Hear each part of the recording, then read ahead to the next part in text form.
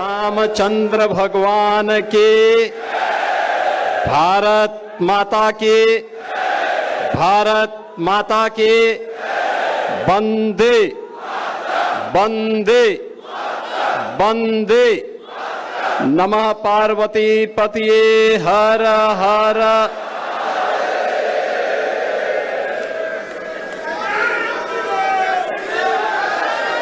Bharatiya Janata party के प्रदेश अध्यक्ष निर्वाचन की घोषणा और नवनिर्वाचित प्रदेश अध्यक्ष के स्वागत, राष्ट्रीय परिषद के लिए प्रदेश के 120 सदस्यों के निर्वाचन की घोषणा के लिए आयोजित आज के समारोह में केंद्रीय चुनाव अधिकारी के रूप में हम सब के बीच में यहां पर उपस्थित केंद्रीय उद्योग एवं वाणिज्य मंत्री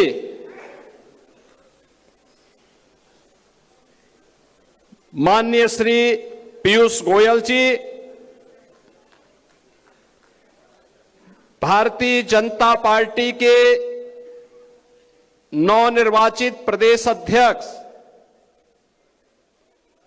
केंद्रीय मंत्री श्री पंकज चौधरी जी, भारतीय जनता पार्टी के राष्ट्रीय चुनाव अधिकारी और उत्तर प्रदेश से ही राज्यसभा के माननीय सदस्य श्री के लक्ष्मण जी,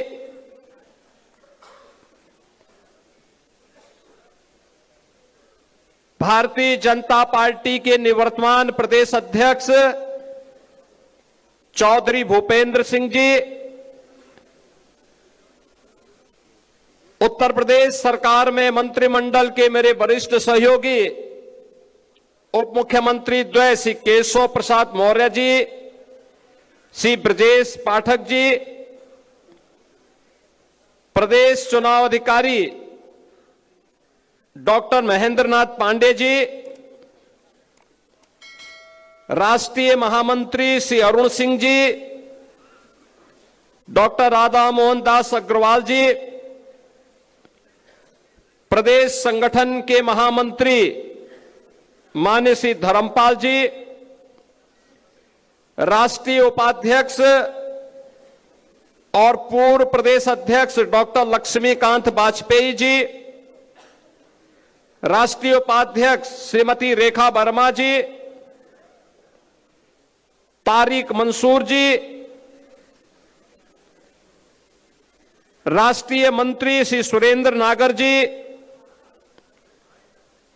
केंद्रीय मंत्री श्री बीएल वर्मा जी, पूर्व प्रदेश अध्यक्षगण डॉक्टर रमापति राम त्रिपाठी जी, सूर्य प्रताप शाही जी, स्वतंत्र देव सिंह जी, भारतीय जनता पार्टी के सभी केंद्रीय और प्रदेश के साथ ही मंडल स्तर से जुड़े हुए सभी हमारे पदाधिकारीगण, प्रदेश के कोने कोने से आए हुए सभी उपस्थित बहन और भाइयों, मैं सबसे पहले नवनिर्वाचित प्रदेश अध्यक्ष के रूप में श्री पंकज चौधरी जी का आप सभी कार्यकर्ताओं की ओर से हृदय से स्वागत करता हूं, अभिनंदन करता हूं।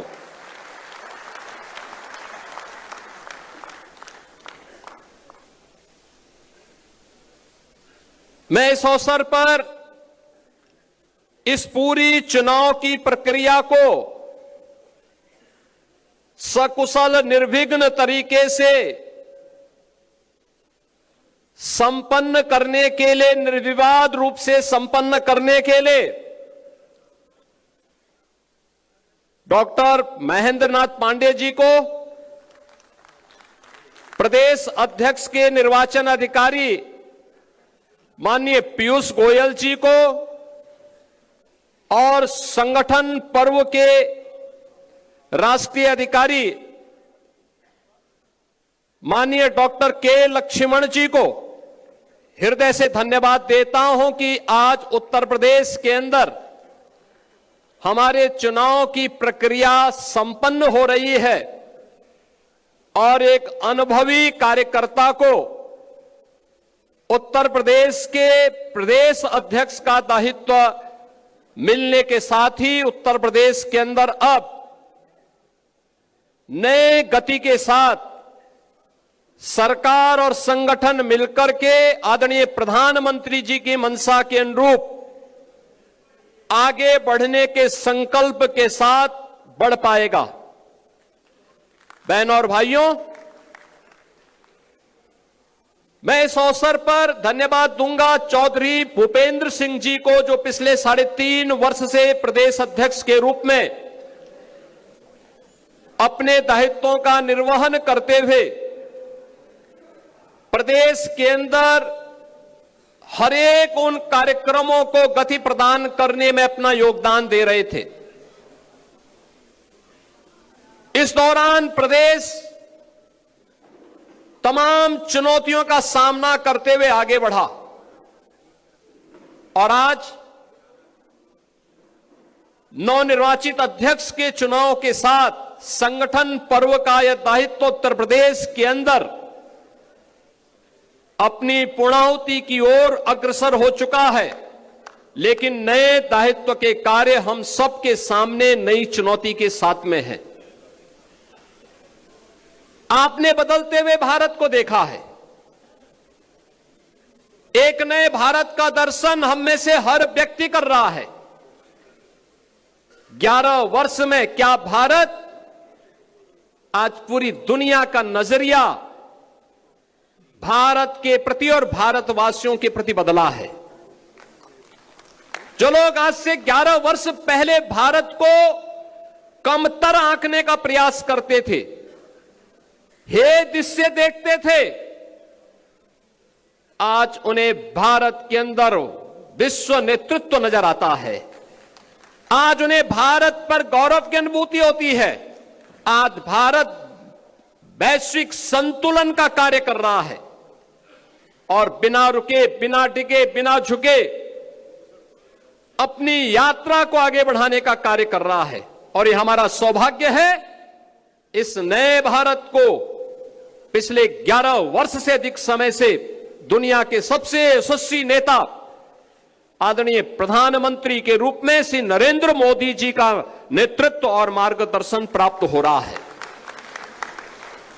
उत्तर प्रदेश के अंदर पिछले 8-8.5 वर्ष के अंदर जो कुछ भी परिवर्तन हम करने में सफल हुए हैं, यह आदरणीय प्रधानमंत्री जी का मार्गदर्शन और नेतृत्व ही है। डबल इंजन सरकार की डबल स्पीड की ताकत है। एक एक कार्यकर्ता की मेहनत और परिश्रम का परिणाम है कि उत्तर प्रदेश के बारे में जो परसेप्शन था, उस परसेप्शन को हमने दूर किया। बीमारू राज्य के धब्बे से उत्तर प्रदेश को मुक्त करके रेवेन्यू सरप्लस स्टेट के रूप में उत्तर प्रदेश को दुनिया के सामने, देश के सामने स्थापित किया। आज उत्तर प्रदेश दंगा मुक्त है, माफिया मुक्त है, अपराध मुक्त है। आज उत्तर प्रदेश टूरिज्म का, इन्वेस्टमेंट का देश के बेहतरीन राज्यों में से अपने आप को एक साबित कर सकता है और बेधड़क उत्तर प्रदेश के अंदर उस प्रकार के निवेश आए हैं, आ रहे हैं। कोई कल्पना कर सकता है कि अकेले उत्तर प्रदेश में इन 8.5 वर्ष में 9.25 लाख नौजवानों को सरकारी नौकरी बिना भेदभाव के प्राप्त हुई है। 1.5 करोड़ से अधिक नौजवानों को परंपरागत उद्यम में उन्हें नौकरी के साथ और रोजगार के साथ जोड़ने का और जो कार्य निवेश का, सुरक्षा और कानून के राज में बेहतर तरीके से आगे बढ़ा है। 15 लाख करोड़ रुपए से अधिक के निवेश की योजनाएं जमीनी धरातल पर उतरी हैं और 6 लाख से अधिक की परियोजनाएं हमारे पास वर्तमान में तैयार है, जिसका हमें ग्राउंड ब्रेकिंग की तैयारी करनी है, जिसको लेकर के हम आगे बढ़ रहे हैं। मैं इस अवसर पर केंद्रीय उद्योग और वाणिज्य मंत्री माननीय श्री पीयूष गोयल जी का हृदय से धन्यवाद करूंगा कि आदरणीय प्रधानमंत्री जी, आदरणीय रक्षा मंत्री जी, आदरणीय गृह मंत्री जी, आदरणीय राष्ट्रीय अध्यक्ष जी के नेतृत्व में प्रदेश के विकास की जिन योजनाओं को आगे बढ़ाने के लिए जब भी हमने माननीय पीयूष जी से सहयोग और समर्थन मांगा, वे देश के अंदर या दुनिया के अंदर कहीं भी रहे होंगे, उत्तर प्रदेश के प्रस्ताव को उन्होंने तत्काल कहा कि ये होना है। जैसे हमने कहा उत्तर प्रदेश के अंदर 1 डिस्ट्रिक्ट 1 प्रोडक्ट की योजना हम आगे बढ़ाए हैं। हमारे पास एक कमी है, उन्होंने कहा आप बताइए। मैंने कहा हमें एक पैकेजिंग इंस्टीट्यूट चाहिए। उन्होंने कहा आप घोषणा कर दीजिए, ये मान के चलिए कि हो गया। और बहनों और भाइयों, मुझे प्रसन्नता है बताते हुए लखनऊ में भारत सरकार ने अपना पैकेजिंग इंस्टीट्यूट स्वीकृत ही नहीं किया, उसका सत्र भी प्रारंभ हो गया है। उत्तर प्रदेश अपने उद्यमियों के लिए उनकी प्रोडक्ट को शोकेसिंग कर सके, दुनिया के बाजार में पहुंचा सके। हमारे मन में आया कि हम क्या उत्तर प्रदेश ग्लोबल मीट का कोई आयोजन हम कर सकते हैं, कोई ऐसा आयोजन हो जाए जहां उत्तर प्रदेश के प्रोडक्ट को हम शोकेसिंग कर सकें। तो ट्रेड शो कोई ऐसा हो। मैंने माननीय पीयूष जी से चर्चा की, उन्होंने कहा चिंता मत करिए। पहले वर्ष उन्होंने कहा कि मैं कम से कम 500 फॉरेन बायर अपने खर्चे पे भेज रहा हूं यूपी में। यूपी के लोग अपना वो लगाएं, खरीदारी करने की जिम्मेदारी हमारी, दुनिया के मार्केट में पहुंचाने की जिम्मेदारी। और बहनों और भाइयों, आज हर वर्ष सितंबर माह में उत्तर प्रदेश का सूक्ष्म लघु उद्यम विभाग उत्तर प्रदेश के अंदर बने हुए हर प्रोडक्ट को हम लोग ग्रेटर नोएडा में इंडिया एक्सपो सेंटर में UP trade international trade show का आयोजन करते हैं। और इतना लोकप्रिय हुआ है, इस बार भी मैंने उनसे अनुरोध किया, वो दुनिया में अपने भारत के कार्यक्रमों की दिशा से व्यस्त थे, तब भी वे उसके कार्यक्रम में आए। आदरणीय प्रधानमंत्री जी ने उद्घाटन किया और माननीय पीयूष जी ने उसका समारोप किया और आए, और उसमें लगभग 11,000 करोड़ रुपए के प्रोडक्ट उत्तर प्रदेश से दुनिया के मार्केट के लिए बुक हुए। ये सारा पैसा उत्तर प्रदेश के व्यापारियों को, उत्तर प्रदेश के उद्यमियों को प्राप्त हुआ। यह कार्य तब हो पाया, राजनीतिक स्थिरता थी, सुरक्षा का बेहतर माहौल था, आदरणीय प्रधानमंत्री जी का और केंद्रीय नेतृत्व का भरपूर सपोर्ट था, और उसके बल पर डबल इंजन सरकार की सामर्थ्य और शक्ति के बल पर आम जनमानस के लिए 17 के पहले जो प्रदेश उपद्रवग्रस्त था, आज उत्सव पर्व के रूप में उत्तर प्रदेश में मनाया जा रहा है। कोई सोचता था 17 के पहले के अयोध्या में श्री राम जन्मभूमि पे भगवान राम लला का भव्य मंदिर बनेगा, अयोध्या दुनिया की सुंदरतम नगरी बनेगी। आज तो कोई हमारी अयोध्या पे प्रश्न नहीं उठाएगा, आज कोई राम भक्त पर उंगली नहीं उठा सकता, नहीं उठा सकता। 17 के पहले जब भी कोई भाजपा का कार्यकर्ता, विचार परिवार का कोई कार्यकर्ता कहता था रामलला हम आएंगे, मंदिर वहीं बनाएंगे, लोग कहते थे अरे देखो ये सब इनका ऐसे ही नारा है। लेकिन क्या आज कोई प्रश्न उठा सकता है क्या? आज तो मंदिर बन गया ना, दुनिया का सबसे भव्य मंदिर बन गया है। और पहली बार हुआ है अयोध्या धाम में स्वयं आदरणीय प्रधानमंत्री जी पधारे, उन्होंने श्री राम जन्मभूमि के भव्य मंदिर किए, शिलान्यास का कार्यक्रम भी किया। प्रधानमंत्री जी ने 500 वर्षों के बाद रामलीला को अयोध्या में भगवान राम के अपने भव्य मंदिर में विराजमान करने का काम भी किया। और अभी 25 नवंबर को रामलला के भव्य मंदिर में धर्म ध्वजा के आरोहण करने के लिए भी स्वयं प्रधानमंत्री जी पधारे। भारत की विरासत को गौरव के साथ दुनिया के अंदर आगे बढ़ाने की उस अभिव्यक्ति का यह प्रतीक है जो हर भारतवासी के लिए प्रधानमंत्री जी बार बार कहते हैं, अपनी विरासत पर गौरव की अनुभूति करो।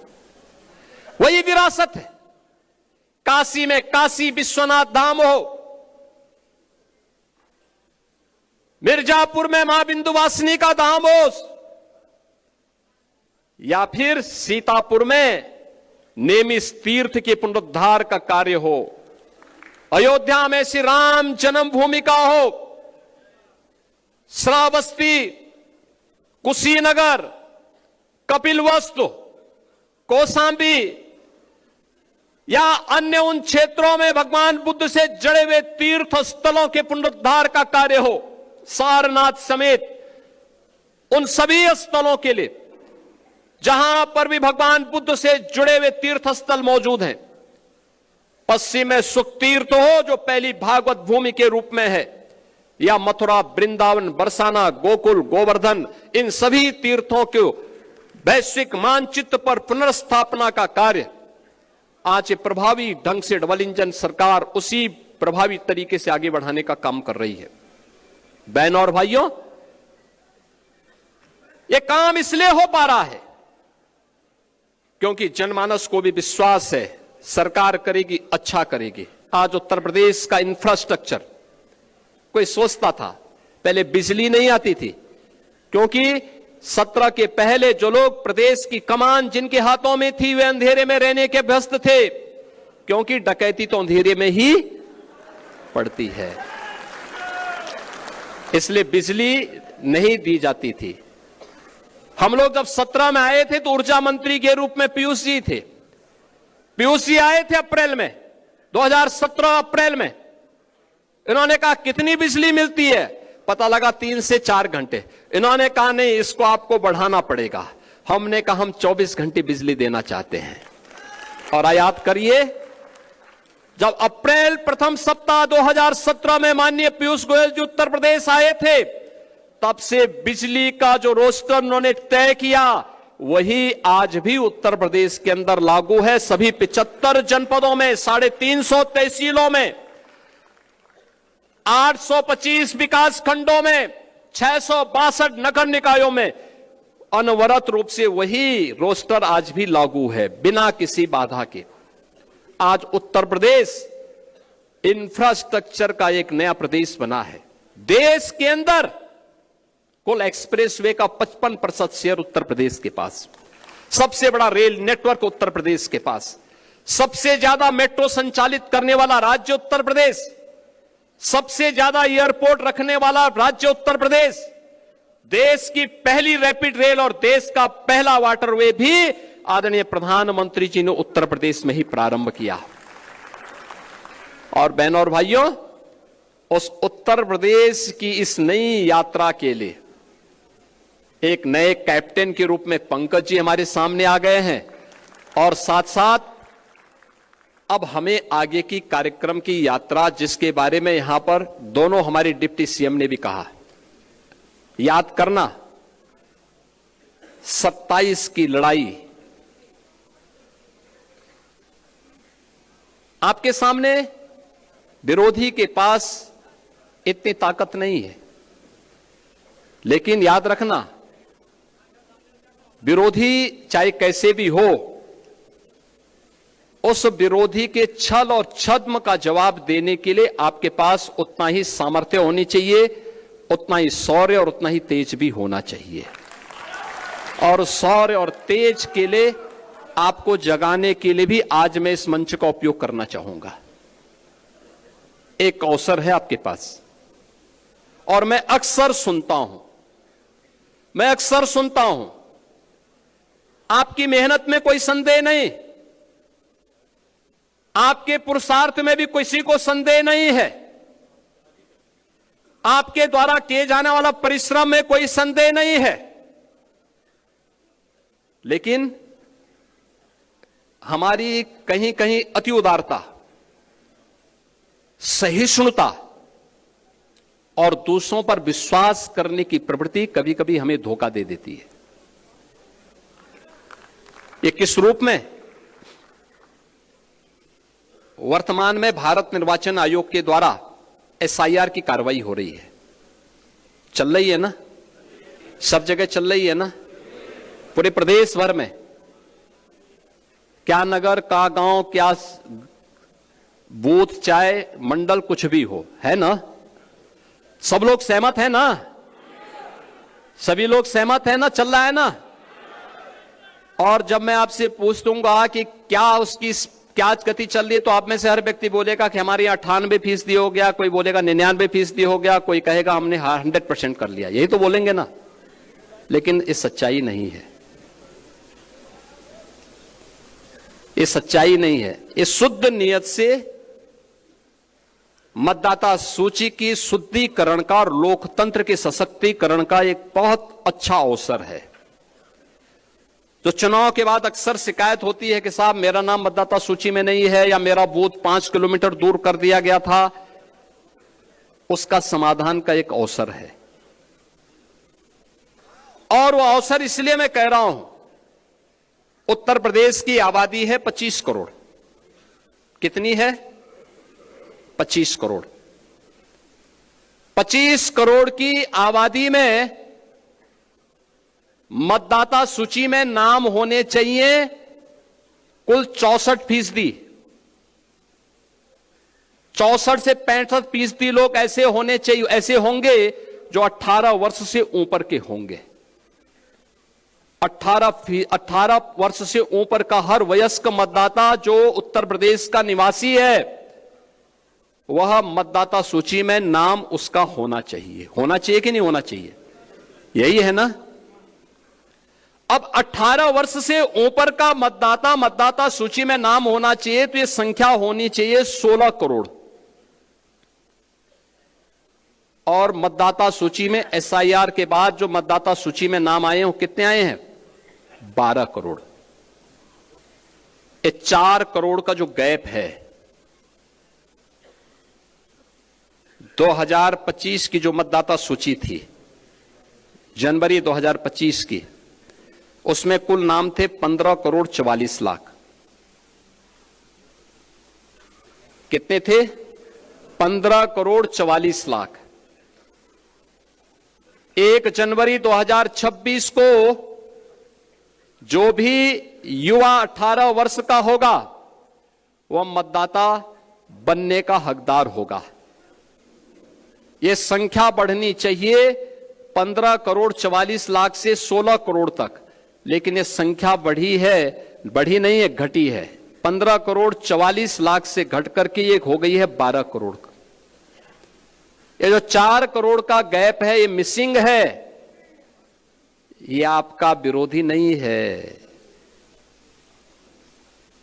इसमें से 85 से 90% आपका मतदाता है। याद करना, आपका मतदाता है। और उसमें 4 कैटेगरी में आपको देखना है। 4 कैटेगरी।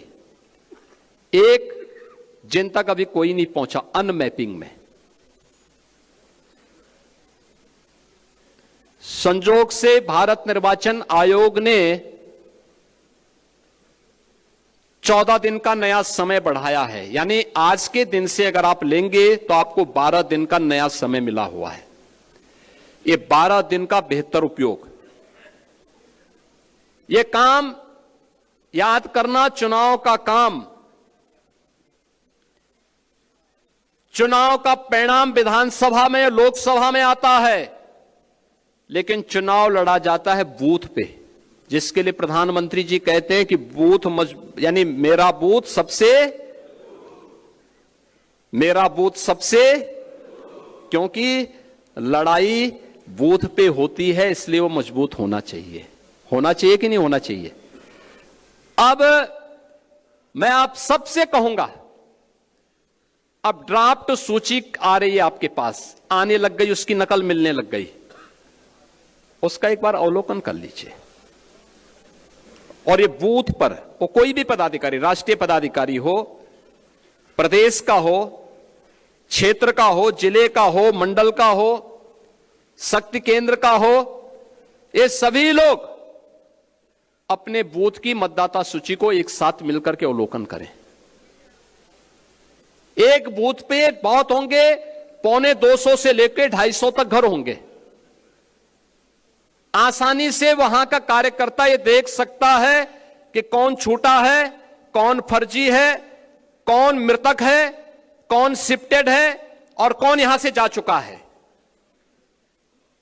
ये सब कुछ जानकारी ले सकते हैं। 4 कॉलम आपको मिलेंगे इसमें, एक अनलैपिंग का, एक मृतक का, एक अनुपस्थित यानी एब्सेंट का और एक शिफ्टेड का। कौन शिफ्ट हो चुका है इसकी भी सूची होगी। उन नामों को अवलोकन कर लीजिए।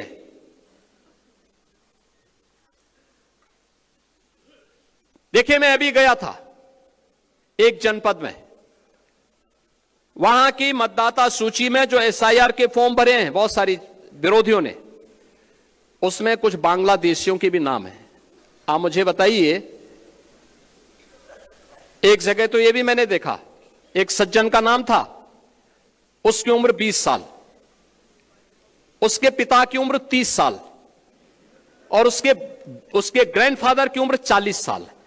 तो मैंने कहा ये कौन नए नमूने आ गए। देखो, आप जब देखेंगे तब आप मुझे बताइए 10 साल की उम्र में किसी का बच्चा होगा क्या? लेकिन यह भी फॉर्म भरा गया है। यानी बेटे की उम्र 20 साल, बाप की उम्र 30 साल और उसके ग्रैंडफादर की उम्र 40 साल। तो मैंने कहा तब तो ये कई पीढ़ियां देख चुके होंगे भाई। आप मुझे बताओ, अगर सबसे बड़ा व्यक्ति 90 साल का होगा तो इताई उससे पहले तो कई पीढ़ियां होंगी। वो तो पूरा गांव ही एक परिवार बसा देगा, एक ही परिवार गांव बसा देगा। हमें इस समय उसको देखना होगा। यह भी फर्जी हुआ है। नाम कहां से? पश्चिमी, यानी उसमें दिनेजाकपुर,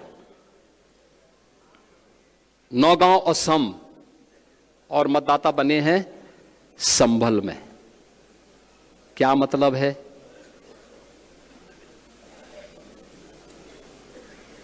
ये अवसर है इस सब फर्जी नाम के लिए आपत्ति करना है। हर बूथ से आपत्ति दर्ज होनी चाहिए फर्जी नामों के लिए। जो छूट गए हैं एसआईआर के लिए 12 दिन का समय अभी बाकी है। जो नए नाम भरने हैं उसके लिए भी आपके पास समय है। जिनके नाम काटने हैं उनके लिए समय है। और इस समय उन फटाफट भरवाइए, आपत्ति करिए। ये इसलिए आवश्यक है कि चुनाव में आपकी मेहनत 3/4 इस एसआईआर की सूची रिफाइंड हो जाएगी। 3/4 मेहनत आपकी पूरी हो गई, तब केवल 1/4 मेहनत आपको विधानसभा चुनाव में करना होगा। और धड़ल्ले के साथ 3/4 सीट भारतीय जनता पार्टी और गठबंधन के प्रत्याशी उत्तर प्रदेश में जीतेंगे, कोई संदेह इसमें नहीं होना चाहिए। लेकिन मेहनत आज करनी पड़ेगी, आज मेहनत करनी पड़ेगी। और इसके लिए मैं आप सबका आह्वान करूंगा। आज आपको यहां पर विशेष रूप से बुलाया गया है कि नए नवनिर्वाचित प्रदेश अध्यक्ष जी के स्वागत में और आपका परिचय हो जाए। नवनिर्वाचित प्रदेश अध्यक्ष जी हर जिले में जाएंगे, हर जिले में उनका कार्यक्रम लगेगा, हर जिले में आप स्वागत अपने जिले में करेंगे। आपको दिल्ली जाने की आवश्यकता नहीं, आपको गोरखपुर या महाराजगंज जाने की आवश्यकता नहीं। आपको अपने बूथ को संभालने की आवश्यकता है अगले 1 महीने के लिए। अपना बूथ, मेरा बूथ सबसे मजबूत। 25 दिसंबर पूर्व प्रधानमंत्री श्रद्धेय अटल बिहारी वाजपेयी जी की जन्म शताब्दी का कार्यक्रम है और यह कार्यक्रम उत्तर प्रदेश की राजधानी लखनऊ के साथ साथ हर एक बूथ पर भी पार्टी के द्वारा आयोजित होगा। इस कार्यक्रम को बूथ स्तर पर भी एक आयोजन के साथ ही और आदरणीय प्रधानमंत्री जी का जो कार्यक्रम लखनऊ में इस डबल इंजन सरकार ने एक राष्ट्रीय प्रेरणा स्थल बनाया है, जिसमें भारतीय जनसंघ के संस्थापक अध्यक्ष डॉक्टर श्यामा प्रसाद मुखर्जी जी, पंडित दीनदयाल उपाध्याय जी और श्रद्धेय अटल बिहारी वाजपेयी जी की 65 फुट ऊंची कांस्य प्रतिमाओं को स्थापित करते हुए एक उनका डिजिटल म्यूजियम के रूप में भारतीय जनसंघ से लेकर के भारतीय जनता पार्टी में आदरणीय प्रधानमंत्री जी के नेतृत्व में नए भारत की यात्रा के साथ जोड़ते हुए म्यूजियम बनाया गया है। इन सभी का उद्घाटन का कार्यक्रम और एक बड़ी रैली का आयोजन लखनऊ में होगा। उसके लिए संगठन अलग से बैठक करेगा, व्यवस्था बनाएगा। लेकिन एसआईआर की कार्रवाई के बाद मैं आपको आश्वस्त कर सकता हूं, जो भी कार्यकर्ता यहां पर आए हैं आज के इस कार्यक्रम में, एसआईआर की कार्रवाई आप पूरा कर देंगे तो आपको हम राष्ट्र प्रेरणा स्थल दिखाने के लिए लेकर के आएंगे और यहां दिखाएंगे भी। जन्मभूमि अयोध्या में रामलला का दर्शन करवाने के साथ ही यहां भी करवा देंगे, यहां भी दर्शन करवाएंगे। आप देखेंगे दिन भर का कार्यक्रम उस म्यूजियम में है। बहुत सुंदर बना है। देश को समझने, विचारधारा को समझने और भारतीय जनसंघ से लेकर के भारतीय जनता पार्टी और नए भारत का दर्शन करना अगर किसी को है, लखनऊ में राष्ट्र प्रेरणा स्थल का म्यूजियम उसका उदाहरण बनेगा। यह कार्यक्रम भी लखनऊ में 25 दिसंबर को आयोजित होगा। इस कार्यक्रम के लिए संगठन माननीय धर्मपाल जी अलग से व्यवस्था बनाएंगे। इस कार्यक्रमों के साथ हमें जुड़ना है। फिलहाल मैं आपसे अपील करूंगा, फॉर्म नंबर 6 हर बूथ पर भरवाइए। जो छूट गए हैं, एसआईआर के जो प्रपत्र भी जमा नहीं हो पाए, 12 दिन का समय है, युद्ध स्तर पर लगिए। जो गलत नाम है उनके लिए फॉर्म 7 भरवाइए। जहां संशोधन करना है 8A फॉर्म भरवाइए। कोताही मत बरतिए। एक एक बूथ की समीक्षा और एक एक बूथ पर मेहनत परिणाम लाएगी। और दूसरा है, जो शिकायत आती है कि हमारे मतदाता इस बूथ से थे, उस बूथ में नजदीक पोलिंग होनी थी लेकिन वो 5 किलोमीटर दूर कर दिया। यह अवसर है जब आप इसको बदलने के लिए आवेदन कर सकते हैं, कर दीजिए। अब लेट मत करिए, यह अवसर है। इस अवसर का लाभ आप उठाएंगे इस विश्वास के साथ। मैं एक बार फिर से अपने नवनिर्वाचित प्रदेश अध्यक्ष श्री पंकज चौधरी जी को हृदय से बधाई देता हूं। इस निर्वाचन की प्रक्रिया को शांतिपूर्ण तरीके से संपन्न करने के लिए माननीय पीयूष गोयल जी का, माननीय डॉक्टर के लक्ष्मण जी का, डॉक्टर महेंद्र नाथ पांडे जी का हृदय से मैं धन्यवाद करता हूं। आप सभी कार्यकर्ता इतनी सुबह, इतनी भारी संख्या में, जितने लोग इस सभागार में हैं इससे दुगनी संख्या में लोग बाहर हैं, आप सभी आए हैं। आप सबका भी मैं हृदय से अभिनंदन करता हूं। आप सबके प्रति अपनी शुभकामनाएं देते हुए अपनी वाणी को विराम देता हूं। धन्यवाद। जय हिंद, जय जय श्री